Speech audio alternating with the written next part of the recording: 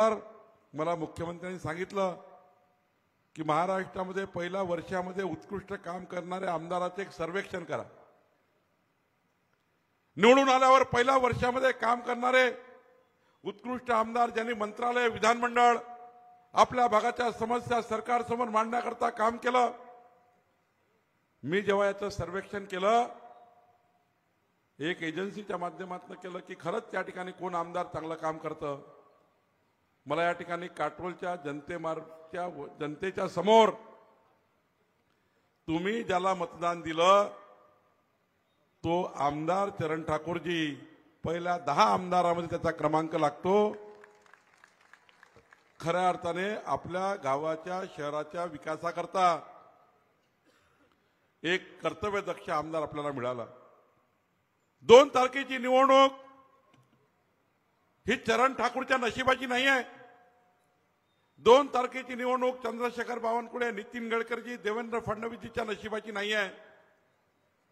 चरण ठाकूर 2029 आमदार आहे, मी कामठीमध्ये आमदार आहे। देवेंद्र फडणवीस जोपर्यंत मला मंत्री ठेवतील तोपर्यंत मी मंत्री राहणार आहे। नितीन गडकरीजी मोदी सरकारमध्ये मंत्री आहे, आमचं भविष्य नाही आहे। ही निवडणूक पुढचे 5 वर्ष काटोलच्या नगरीच्या जनतेच्या विकासाकरता अत्यंत महत्त्वाची निवडणूक आहे। कारण व्यवस्थेमध्ये असं नाही आहे की चरणसिंग ठाकूरजींनी पैसा आणला काटोल करता, बावनकुळेंनी पैसा दिला। हा विकासाचा पैसा डायरेक्ट खर्च करता येत नाही। जो काही निधी सेंट्रल गव्हर्नमेंट स्टेट गव्हर्नमेंट देईल, जो निधी डबल इंजिन सरकार देईल, हा पैसा आम्हाला नगरपालिकेलाच पाठवा लागतो। नगरपालिका तो पैसा वाडा गल्लोगल्ली घेऊन जातं आणि म्हणून नगरपालिकेची निवडणूक विधानसभेपेक्षाही महत्त्वाची आहे। एकीकडे आमदार आपल्या सोबत आहे, पालकमंत्री आपल्या सोबत आहे, नितीन गडकरीजी माननीय देवेंद्र फडणवीसजी आपल्या सोबत आहे आणि यांच्याकडनं येणाऱ्या संपूर्ण योजना करण्याकरता नगरपालिकेमध्ये नगराध्यक्ष आपला पाहिजे आणि म्हणून 2 तारखेची निवडणूक ही काटोलच्या जनतेच्या पुढच्या 5 वर्षाच्या भविष्याची आहे। 2 तारखेच्या निवडणुकीमध्ये केंद्राच्या मोदीजीच्या सरकारच्या 55 योजना ज्या काटोलच्या जनतेकरता मागासवर्गीय SC ST OBC 18 पगड जाती अंध अपंग निराधार निराश्रित व्यक्ती करता 58-55 योजना ज्या मोदी सरकार चालवतं त्या मोदीजीच्या सरकारच्या 55 योजना नगरपालिकेच्या माध्यमातून चालवण्याकरता 2 तारखेची निवडणूक आहे। 2 तारखेची निवडणूक आपल्या देवेंद्र फडणवीस सरकारकडल्या ज्या ठिकाणी मी आणि आमदार चरण ठाकूरजी ज्या मंत्रालयात 7 मजले आपण चढतो उतरतो, या सरकारच्या 48 योजना आपल्याला काटोलमध्ये आणणारी निवडणूक आहे आणि पालकमंत्री म्हणून मला प्राप्त असलेल्या 1200 कोटीच्या अधिकारातल्या 22 योजना काटोलमध्ये आल्या पाहिजे, याकरता 2 तारखेची निवडणूक महत्त्वाची आहे। ही निवडणूक 124 योजनाची आहे आणि म्हणून या निवडणुकीमध्ये या ठिकाणी आपल्या कल्पनाताई उमप या ज्या निवडून येणार आहे यांच्या निवडणुकीमध्ये पुढच्या 5 वर्षाचा काटोलच्या विकासाचं भविष्य आहे। माननीय देवेंद्र फडणवीसजींनी 2029 चा महाराष्ट्र कसा असला पाहिजे, 2035 चा महाराष्ट्र कसा असला पाहिजे, 2047 च्या महाराष्ट्राचा विकास आराखडा तयार केला आणि आता कल्पनाताई उमपजी माननीय देवेंद्रजींनी महाराष्ट्राचा विकास आराखडा तयार केला। चंद्रशेखर बावनकुळेंनी पालकमंत्री म्हणून नागपूर जिल्ह्याच्या खेडी मन्नत पासून तर देवलापारच्या विकासाचा आराखडा तयार केला। आता माननीय कल्पनाताई आपली जबाबदारी आहे, इथे निवडून आल्यानंतर माननीय आमदार चरणसिंग ठाकूरजी यांच्यासोबत बसून आपले सर्व नगरसेवकाशी बसून विकसित काटोलचा 2029 चा विकास आराखडा, 2035 मध्ये काटोल कसं असलं पाहिजे याचा आराखडा आणि 2047 मध्ये काटोल कसं असलं पाहिजे याचा आराखडा आपल्या घरी जन्मलेलं बाळ, जन्मच होणारं बाळ यांच्याकरता 22 वर्षानंतर काटोल कसं असलं पाहिजे, किती रस्ते, वीज, पिण्याच्या पाण्याच्या व्यवस्था उभ्या कराव्या लागतील, येणाऱ्या 22 वर्षानंतर पिढीला काय काय त्या ठिकाणी व्यवसाय उपलब्ध करावे लागतील, उद्योग उभे करावे लागतील, याकरता आपल्या आता कल्पनाताई आपल्याला विकास आराखडा तयार करायचा आहे। या विकास आराखड्यावर 2047च्या काटोलच्या विकास आराखड्यावर माननीय नगराध्यक्ष या ठिकाणी कल्पनाताईची सही पाहिजे आहे।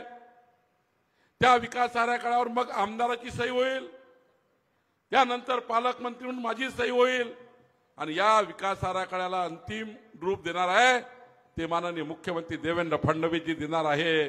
त्यांची मान्यता मिळाल्यावर 2047च्या काटोलच्या विकासाचा संकल्प आपल्याला पूर्ण करण्याकरता काम करायचं आहे। पुढच्या 23 वर्ष काटोल शहराच्या विकासाचा संकल्प आपल्याला पूर्ण करायचा आहे। बंधू भगिनींनो, एक कमळाचं मत या ठिकाणी आप बघा, एक कमळाचं मत तुम्ही चरण ठाकूरला दिलं, किती महत्वाचं मत होतं। या कमळाच्या मताने जेव्हा आपलं सरकार आलं, देवेंद्र फडणवीसजी मुख्यमंत्री, मी पालकमंत्री म्हणून या ठिकाणी नियुक्ती झाली। आज बघा, या महाराष्ट्राच्या 2.5 कोटी लाडक्या बहिणींना 32,000 कोटी रुपयाची योजना तयार झाली। मध्य प्रदेश, छत्तीसगडमध्ये 25 वर्षापासून योजना सुरू आहे। लाडक्या बहिणीची योजना मजबूतीने चालू झाली आहे। महाराष्ट्रामध्ये आपलं सरकार जोपर्यंत आहे 2029 पर्यंत राहणारच आहे, पण जोपर्यंत आपलं सरकार या महाराष्ट्रात राहील तोपर्यंत देवेंद्र फडणवीसजींनी सांगितलं या महाराष्ट्रात लाडक्या बहिणीची योजना चालू राहील आणि चालूच राहणार नाही। तर लाडक्या बहिणीच्या योजनेला अधिक मजबूतीकरण लाडक्या बहिणीच्या योजनेचं आपल्याला करायचं आहे। या ठिकाणी आपल्याला बोडारेताई बसल्या आहेत। या महिन्यामध्ये आम्ही एक योजना तयार केली, ती काटोलला येणार आहे। आमच्या काटोल विधानसभेतल्या काटोल शहरातल्या 50 महिला बचत गटांना 10 महिलाचा बचत गट 1 लाख रुपयाचं फिरतं अनुदान आम्ही देतोय। हे कर्ज नाही आहे। आम्ही आमच्या पालकमंत्र्याच्या अधिकारात असलेल्या मायनिंग फाउंडेशन कडनं काल 20 कोटी रुपये दिले, त्यातल्या काटोलमध्ये 5 कोटी दिले। 1 लाख रुपये एका महिला बचत गटाला आम्ही देतो आहे। त्या महिला बचत गटांना वापस करायचे नाही, कर्ज नाही आहे, फिरतं भांडवल आहे। या फिरता भांडवलमधून रोजगार उपलब्ध करायचा आहे आणि आपल्या महिलांच्या लाडक्या बहिणीच्या योजनेला मजबूत करायचं आहे। बंधू भगिनींनो, एक कमळाचं मत चरण ठाकूरचं। आज बघा, आपलं सरकार आलं। माननीय देवेंद्र फडणवीसजींनी शब्द दिला होता, आपलं सरकार आलं तर आपल्या शेतकऱ्यांच्या शेतातल्या विजेच्या पंपाचं बिल आम्ही माफ करू। एक कमळाचं मत 27,000 कोटी रुपये शेतकऱ्याकडे थकीत होते। काटोलचा शेतकरी, नगरचा शेतकरी, पुण्याचा शेतकरी, 45 लक्ष शेतकऱ्याकडे 27,000 कोटी 10 वर्षापासून अनिल बाबूच्या काळापासून थकीत होते। आज बघा, आपलं सरकार आलं। आपल्या सरकारने 27,000 कोटी रुपये माफ केले आणि एवढंच नाही तर पुढचे 5 वर्ष शेतकऱ्याच्या शेतातलं विजेच्या पंपाचं बिल आता आपलं सरकार घेणार नाही। मोफत वीज देण्याचा निर्णय आपल्या सरकारने केला। बंधू भगिनींनो, माननीय चरण ठाकूर साहेबांची निवडणूक किती महत्वाची होती। आपल्या सरकारने आता 30 जून 2026 येणाऱ्या 30 जून 2026 म्हणजे 6 महिन्यानंतर आपल्या सरकारने ठरवलं आहे, ज्यांच्याकडे गाडी, घोडा, बंगला, फार्म हाऊस आहे त्या शेतकऱ्याचं कर्ज माफ होणार नाही। झालं पाहिजे का? जोरात सांगा आमच्या लाडक्या बहिणी, झालं पाहिजे का? इकडं झालं पाहिजे का? पण जो शेतकरी शेतात राबराब मेहनत करतो, व्याजावर व्याज, चक्रवाढ व्याज चालू आहे, जो शेतकरी गरीब माणूस शेतामध्ये राबराब मेहनत करतो, त्याचं व्याज चक्रवाढ व्याज वाढत आहे, तो आत्महत्येकडे निघालेला आहे। त्या शेतकऱ्याला आत्महत्या होऊ नये म्हणून त्या शेतकऱ्याची पूर्ण कर्जमाफी करण्याचा निर्णय आपलं सरकार करणार आहे, देवेंद्र फडणवीस सरकार करणार आहे। बंधू भगिनींनो, आपलं सरकार शेतकऱ्याची कर्जमाफी करण्याचा निर्णय करणार आहे। एक कमळाचं मत चरण ठाकूरजीचं किती महत्वाचं होतं की कर्जमाफीचा निर्णय आपलं सरकार करणार आहे। बंधू भगिनींनो, खऱ्या अर्थाने मला ही जबाबदारी मिळाली। माननीय देवेंद्रजींनी मला महसूल मंत्री म्हणून जबाबदारी दिली। महसूल मंत्री म्हणजे तुमच्या मालमत्तेचं रक्षण करणारा मंत्री, मालमत्ता खाऊन टाकणार नाही, सरकारी भूखंड खाणं नाही, तुमच्या प्रॉपर्टीचं रक्षण करणारा मंत्री म्हणून माझी जबाबदारी आहे आणि मला अभिमान आहे. आपण सर्वांकरता या ठिकाणी अत्यंत महत्वाची, मी सर्वांकरता एक जो शासन निर्णय करून आणलेला आहे. आज आपल्या काटोलमध्ये 15/10/2024 तिकडे शेवटच्या व्यक्तीपर्यंत व्यापार आपण सांगतोय 15/10/2024 पर्यंत चरण भाऊ जेवढे जेवढे घर काटोलमध्ये बनले असतील, लेआउटमध्ये बनले असतील, जिथं जिथं बनले असतील, त्या सर्व घरांचं प्रॉपर्टी कार्ड मोफत देण्याचा निर्णय सरकारने केला. तुमचा 7/12 वेगळा करून देण्याचा निर्णय सरकारने केला. आता सर्वांना आपल्याला प्रॉपर्टी कार्ड मिळणार आहे. एक प्रॉपर्टी कार्ड काढायला 12,000 रुपये खर्च येतो. सरकारने आता एकही पैसा न घेता तुमचं प्रॉपर्टी कार्ड देण्याचा निर्णय केला. बंधू भगिनींनो, काटोलला आपण नक्षा योजनेमध्ये आणणार आहोत. काटोलला नक्षा योजनेत आणणार आहोत. नक्षा योजनेमध्ये काय आहे? आता हुडकेश्वरला सुरू आहे चरण भाऊ. या काटोलवरनं आपण विमान फिरवणार आहोत. मोठं विमान नाही, एक छोटं विमान येतं एवढं एवढं, ते काटोल फिरणार आहे. आणि मग या काटोलच्या प्रत्येक घरावर फिरून त्या घरमालकाचं नाव काय आहे, त्याचा सीटीएस नंबर काय आहे, मालमत्ता पत्रकाचं नाव काय आहे, तुमचं विमानच त्या ठिकाणी तुमचं सर्व लिहून आणणार आहे. आणि हे घर असेल तर या घराचा तेवढा प्लॉट, बांधकाम किती असणार आहे, प्लॉट किती आहे, या संपूर्ण काटोलच्या मालमत्तेचं संपूर्ण सिटी सर्वे, भूमी अभिलेख करून प्रत्येकाची प्रॉपर्टीचं कार्ड वेगवेगळं तयार करून आम्ही काटोलच्या प्रत्येक घरांना प्रॉपर्टी कार्ड देण्याचा निर्णय केला आहे. पण चरण भाऊ, याला 4,000 रुपये लागतं. महाजनजी 4,000 भर लागणार आहे.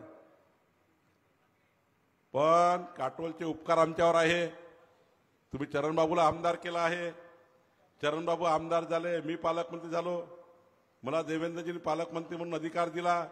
1200 कोटी रुपयाचे अधिकार प्राप्त आहे तुमच्या सर्वांच्या आशीर्वादाने. मी ठरवलं आहे काटोलमध्ये जे 4,000 रुपये प्रति घराला लागणार आहे ते माफ करून एकही रुपया काटोलकडनं घ्यायचा नाही. सर्वांचे प्रॉपर्टी कार्ड निर्णय करून या ठिकाणी देण्याचा निर्णय आपण करतोय. माननीय आमदार चरण ठाकूरनी सांगितलेलं खरं आहे. काटोल नरखेडमध्ये जेवढे शेतकऱ्याचे शेत जमिनीचे रस्ते आहे, आता बळीराजा, मुख्यमंत्री बळीराजा पांधन रस्ते योजना आणली आहे. मुख्यमंत्री बळीराजा पांधन रस्ते योजनेचे अध्यक्ष आमदार आहेत. आणि चरणसिंग ठाकूरजी, मी जिल्ह्यातले सर्वात जास्त पैसे काटोलला देणार.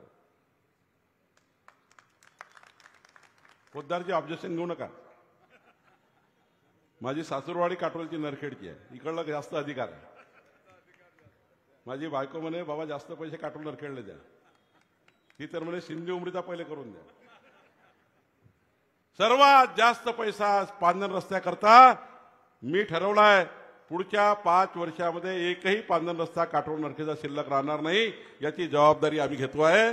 त्याच्याकरता बंधू भगिनींनो, आपण हा निर्णय करणार आहोत. एवढंच नाही, खऱ्या अर्थाने आता मला सांगितलं चरण ठाकूरजींनी, ज्यांचे ज्यांचे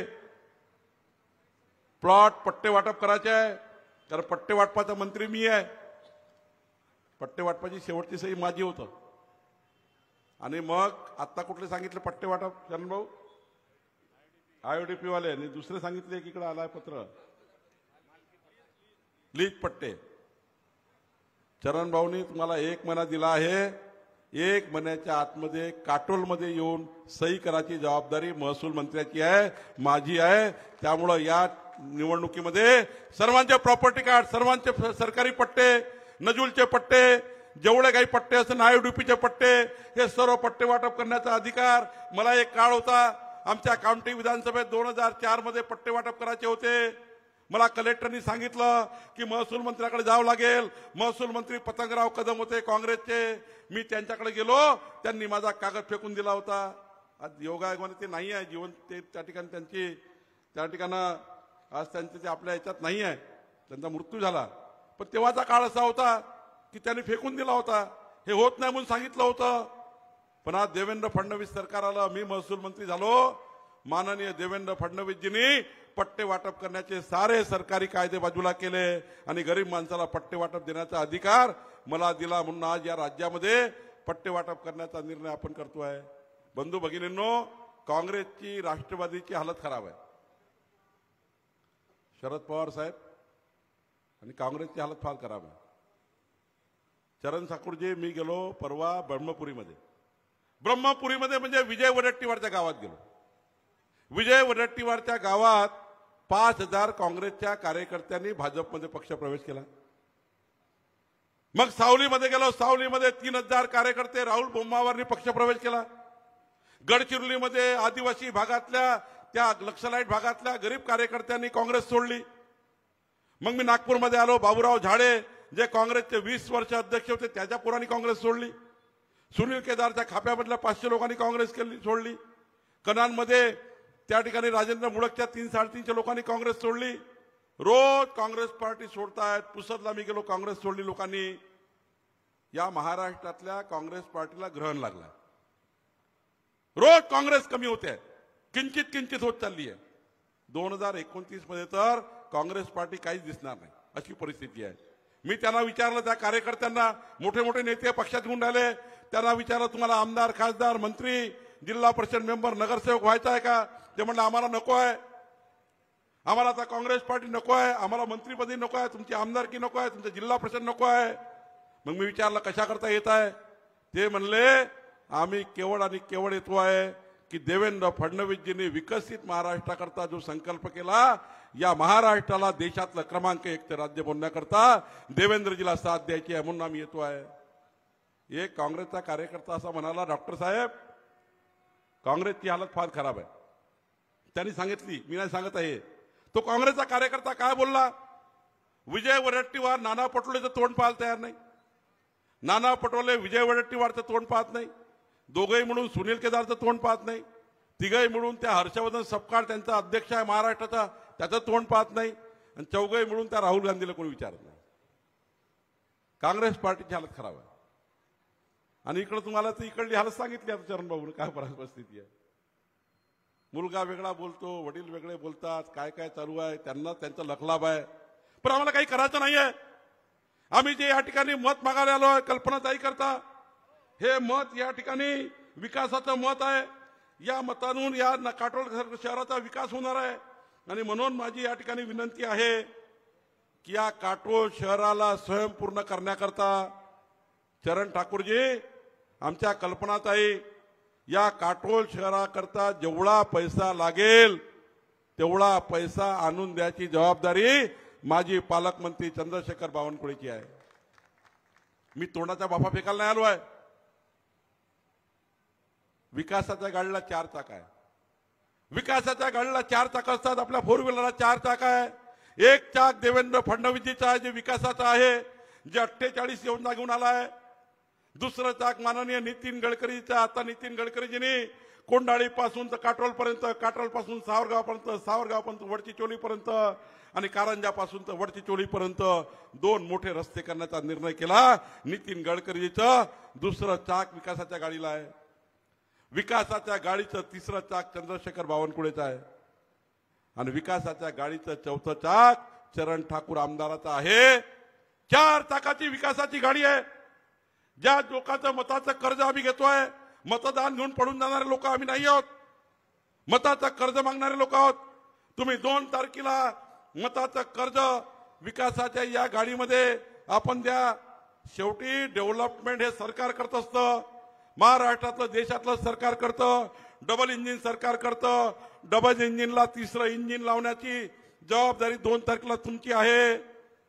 आणि 4 चाक मी जे सांगितले विकासाचे, देवेंद्रजी, नितीनजी, चंद्रशेखर बावनकुळे आणि चरण ठाकूर, या 4 चाकाच्या काटोलच्या विकासाच्या गाडीवर ड्रायव्हर कोण असणार आहे? तर आमच्या कल्पनाताई उमप असणार आहे. आणि विकासाची गाडी काटोलून निघाल्यावर 100च्या स्पीडने विकासाची गाडी त्यांना चालवायची आहे. आणि म्हणून माझी विनंती आपल्याला आहे, माझी विनंती मान्य कराल का?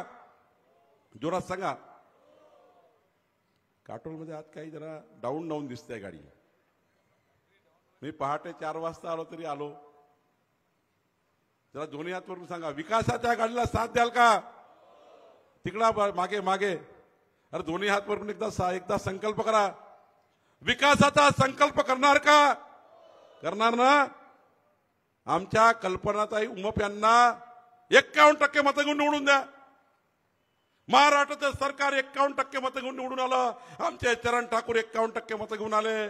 कल्पनाताई उमप सुद्धा 51% मतं घेऊन निवडून द्या. मी तुम्हाला वचन देतो, मी आणि चरण ठाकूर, नितीन गडकरीजी, देवेंद्र फडणवीसजी, आम्ही सर्व पुढच्या 5 वर्षामध्ये काटोलमध्ये एकही काम शिल्लक राहणार नाही. एकही काम शिल्लक राहणार नाही याची जबाबदारी आम्ही घेतो.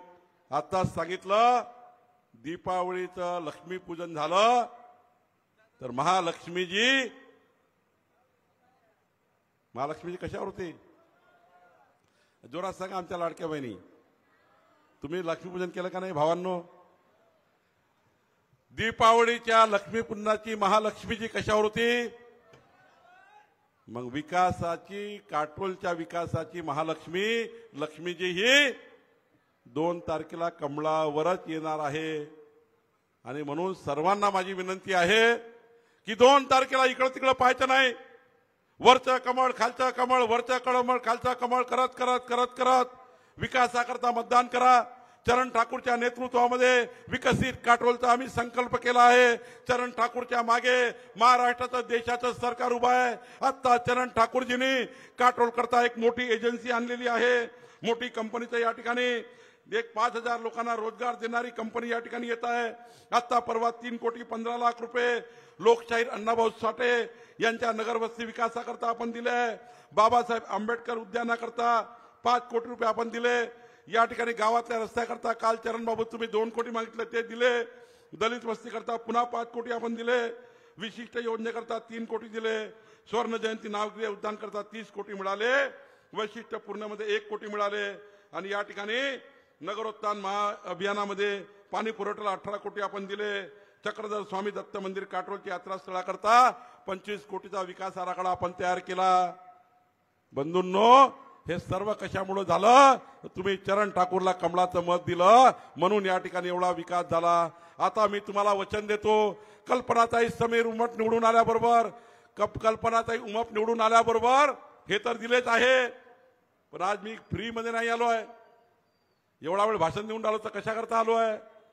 मी तुम्हाला वचन देतो, आश्वासन देतो की 2 तारखेला मतदान होईल. 3 तारखेला गुलाल. जोरात सांगा ना. 3 तारखेचा गुलाल. 3 तारखेचा गुलाल. इकडे 3 तारखेचा गुलाल. तुम्ही 3 तारखेला गुलाल उधळा. 4 तारखेला पुन्हा 5 कोटी रुपये काटोलला तुम्ही मतदान केलं, काटोलला निवडून दिलं म्हणून या ठिकाणी पुन्हा देणार आहे. माननीय चरण ठाकूरजींनी आधीच बुक करून ठेवले आहे. आणि त्यामुळं आपल्या सर्वांच्या विकासाकरता चरण ठाकूरच्या नेतृत्वामध्ये या ठिकाणी प्रचंड काम करूया. विरोधी लोक अफवा पसरवत आहे की लाडकी बहीण आहे नंतर बंद होणार.